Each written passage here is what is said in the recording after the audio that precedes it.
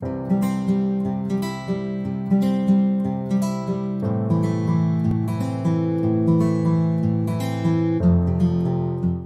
itu Kak cara mengaturnya?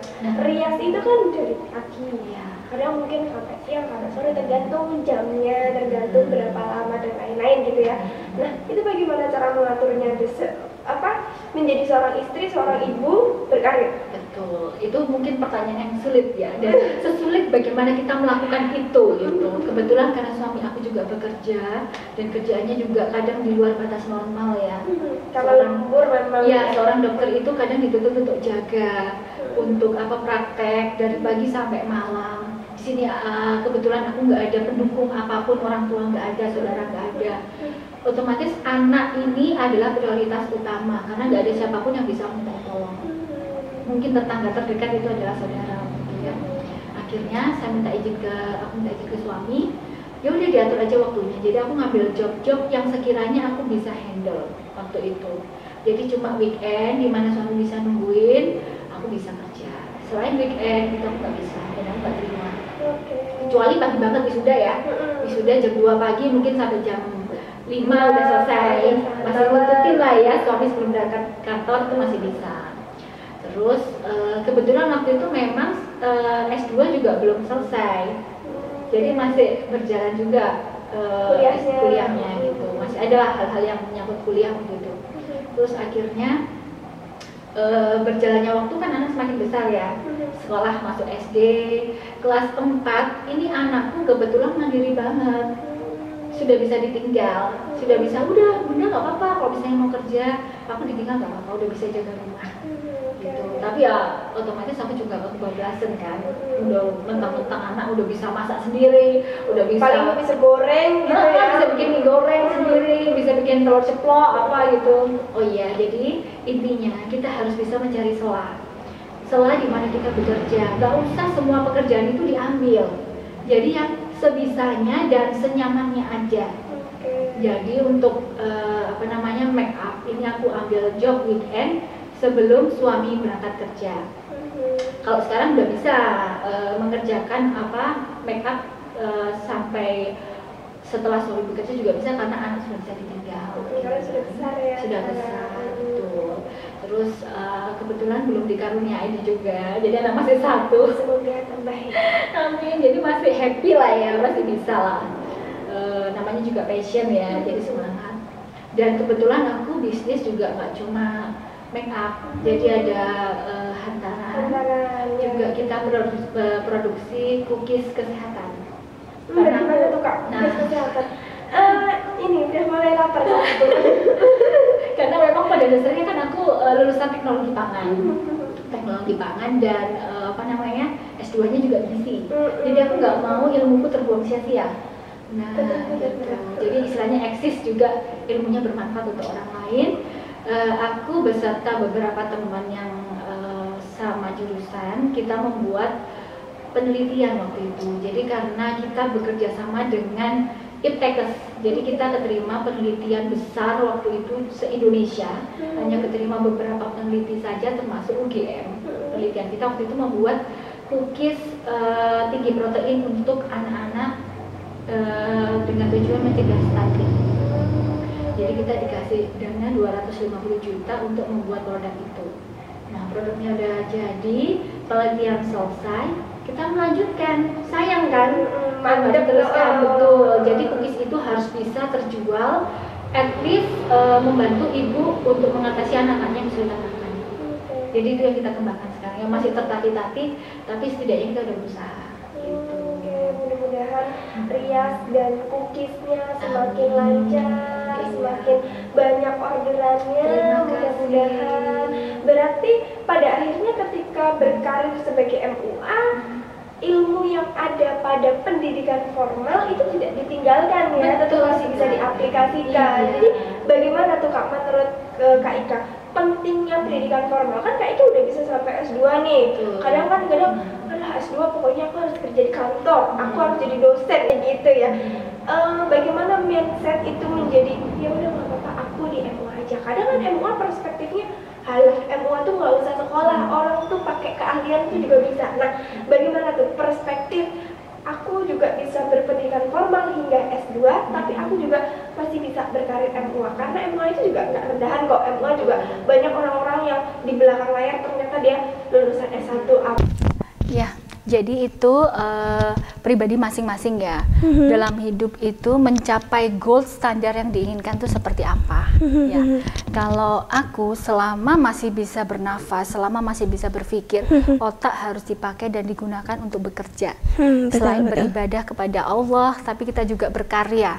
Berkarya bukan berarti kita harus mencari uang terus-menerus, mencari materi terus-menerus, tidak. Jadi yang namanya berkarya adalah membagikan ilmu kita kepada orang lain, memberikan inspirasi untuk orang lain, dan membuat orang lain melihat apa yang kita lakukan, gitu ya. Jadi kenapa kok banyak orang mungkin katanya Mbak Putri tadi bahwa banyak yang memandang sebelah mata, ya. Betul, jadi menurut saya mungkin beberapa orang, sebagian saya ceritakan dulu ya. Ketika proses make up kadang-kadang juga ada klien yang bilang, kenapa sih Mbak kok suami udah bekerja kok masih tetap jadi MUA? Itu ada pasti yang kepo, suaminya kerja di mana, kok suaminya gini kok masih mau jadi MUA gitu. Dan di situ masih saya selalu mengatakan bahwa ini hobi. Jadi MUA ini hobi. Lalu klien bilang, oh iya ya, hobi yang menghasilkan, seperti itu.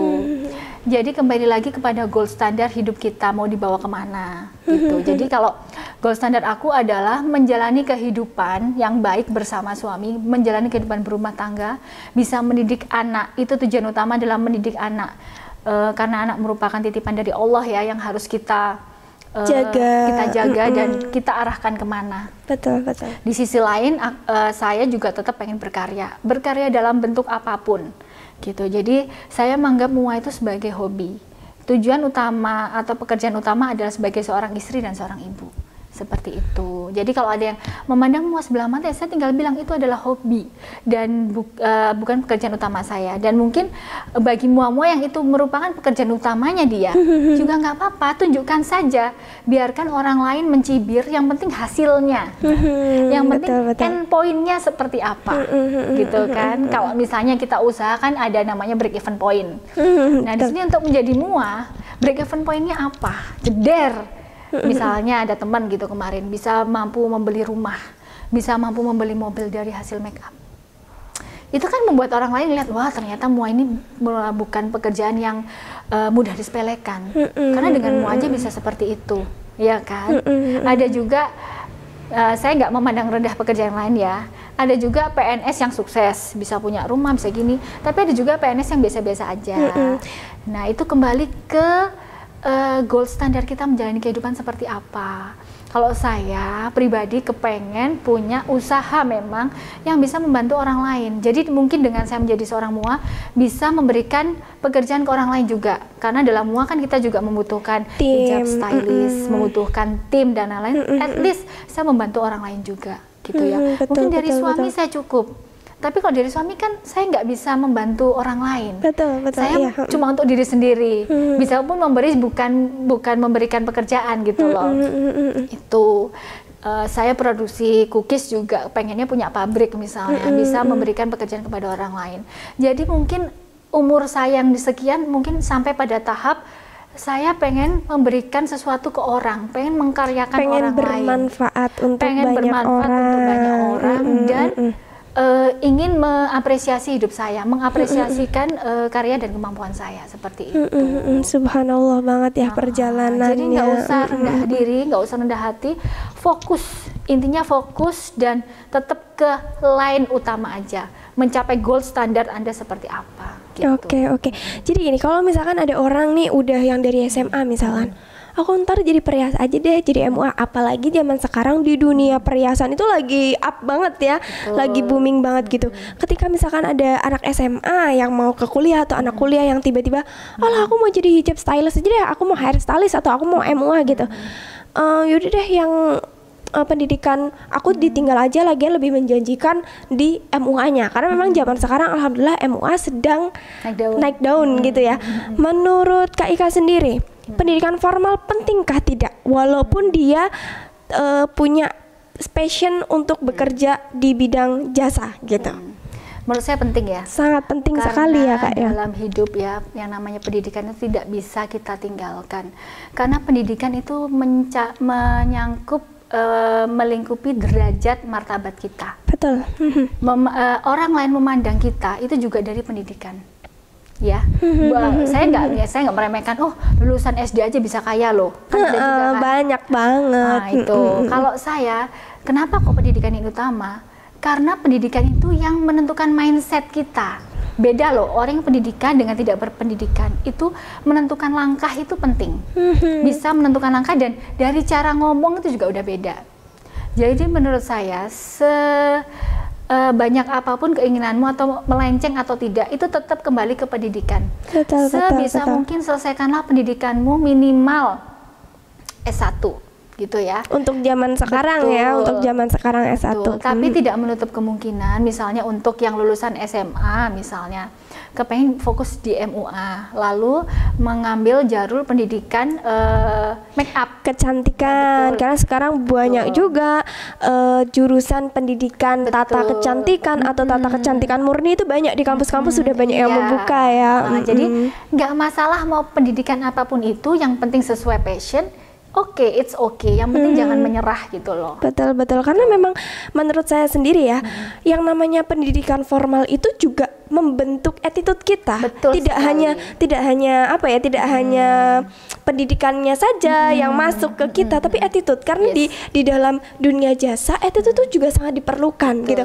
Mungkin kalau kita tidak mengenyam pendidikan, kita nggak akan mendapatkan itu. Karena kita tuh bisa punya attitude karena gimana? Kita berbicara dengan dosen, kita tidak boleh sembrono ya, ibaratnya seperti itu. Itu attitude membentuk. Bersosialisasi itu juga pembentukan dari lingkungan dan pendidikan formal dan ya walaupun non formal mungkin ada, tapi kebanyakan pendidikan formal itu yang mencakup beberapa akademik, ibaratnya nggak cuma akademik tapi dari segi perilaku pun ada di situ. Gitu. Karena dalam hidup kita kan sebagai makhluk sosial ya. Betul. Kita itu hidup semaunya sendiri. Dimanapun kita berpijak di situ udah pasti ada aturan dan kita untuk berhubungan dengan orang lain, bersosialisasi dengan orang lain itu perlu aturan. Betul. Nah, itu pendidikan itu juga betul sekali kata Mbak Putri adalah membentuk attitude ya. Jadi kita sebagai MUA misalnya kan berhubungan dengan customer. Betul. Jadi bagaimana kita ngomong dengan customer itu juga bisa dilihat dari pendidikan. Ya, betul. Gitu ya. Jadi bersikap sebagai seorang MUA. Jadi untuk menjadi profesional, maka harus memperkaya diri sendiri, enrich your life, enrich your attitude, enrich your education, seperti itu ya.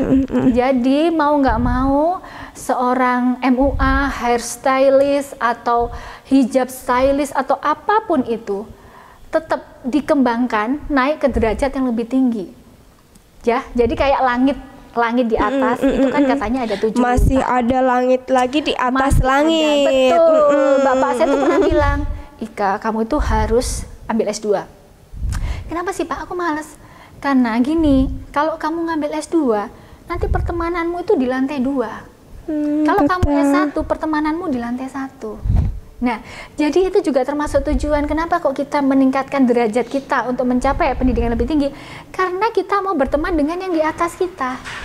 Punya pengalaman yang lebih juga. Bukan berarti kita nggak pilih-pilih. Kita insya Allah mau bersosialisasi sama siapapun, tapi kita juga sebagai manusia juga pengen punya pengalaman-pengalaman yang lebih ya. Pengalaman yang lebih dan kita tahu gitu loh. Maksudnya yang di level itu seperti apa tahu. Nah kalau kita di lantai 1 terus nggak ngerti yang lantai 2, lantai 3 kayak apa kan nggak ngerti. Bagi kata dalam tempurung kan ya. Makanya kita harus berubah.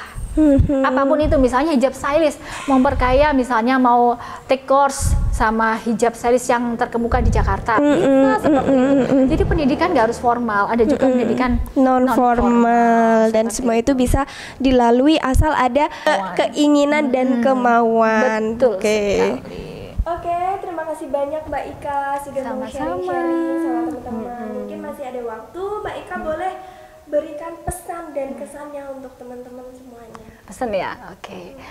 Pesanku untuk anak muda di sana yang pengen jadi MUA ataupun kepengen jadi apapun itu, be a special person in your life and other life. So, jadi tetap berkarya, tetap berusaha, nggak usah mendengarkan omongan orang, karena hidupmu adalah hidupmu, bukan hidup orang lain. Itu. Baik. Terima kasih banyak, subhanallah, untuk pesannya. Mudah-mudahan kita selalu diberikan rezeki, diberikan kesehatan, diberikan banyak hal yang bermanfaat untuk banyak orang. Terima kasih Mbak Ika sekali lagi untuk sharingnya hari ini. Mempertemukan kita di sini. Ya. Terima kasih untuk sharingnya. Ya. Oke, jangan lupa like, comment, subscribe, and share. Jadi teman-teman kalau mau tahu lagi tentang MUA siapa yang pengen teman tahu, boleh komen di bawah ya. Terima kasih. Wassalamualaikum warahmatullahi wabarakatuh. Wassalamualaikum warahmatullahi wabarakatuh.